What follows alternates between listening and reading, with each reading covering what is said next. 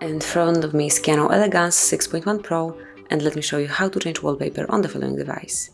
So first of all, you have to open the settings, then find and select Display, and click on Advanced Options where you will find wallpaper, so also click on it. Now you have to select the source that you would like to pick your wallpaper from. It can be one from live wallpapers, photos, themes, or wallpapers. Let me choose, for example, wallpapers album.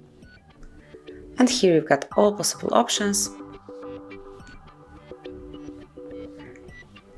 Pick the one that you like the most.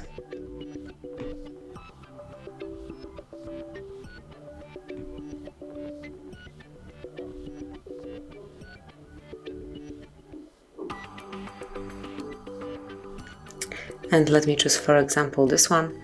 And if you want to apply it, just tap on Set Wallpaper right here. Finally, decide if you want this picture to cover only your home screen, just your lock screen, or maybe both of them. And the third option is the one that I would choose. So as you can see, from now on, you've got brand new wallpaper, and this picture is also covering your lock screen. Here it is. So that would be all. Thank you for watching. Please subscribe our channel and leave the thumbs up.